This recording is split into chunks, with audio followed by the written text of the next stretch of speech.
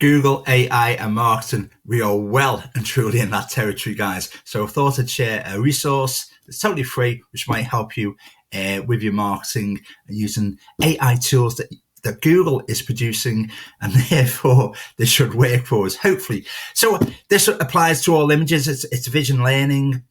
So what I'd like to do is show you how I'm using it for YouTube thumbnails, but you can use these for any images. So Google is now reading images. It's looking at the data and it's actually using machine learning vision to actually interpret what the various images mean. So here's one I was messing around with this morning, and it basically said, hey, you've got a joyful face. Obviously it was very early in the morning. And then it's got the text, which is important. I want Google to be able to recognize and read the text. So you had to play around this to make sure that actually works. And this is important as well. I'm looking at using YouTube as one of my major ways of being discovered online.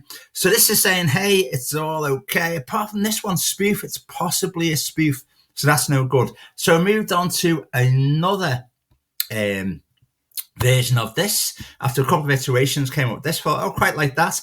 And from here, we've got all these various adult spoof, medical, etc., or unlikely or very unlikely. I'm cool with that. It's picking up the text, which is absolutely fine. These boxes here.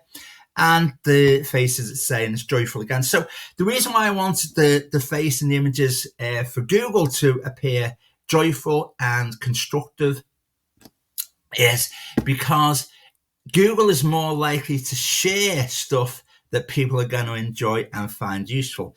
So with Debbie Downer stuff, it's less likely to share it. So we need to be aware of the way Google is interpreting what we're putting out, guys. So this one, I thought it's okay, but I didn't like this box because it was too small. So we need to kind of get a balance between what we are providing to Google and what we're providing to people. So this was the next one I came up with, which probably won't be the last, but I wanted to show this to you. So just a larger box where people will be able to actually interpret the data, the writing that's in there, not just Google's AI vision learning.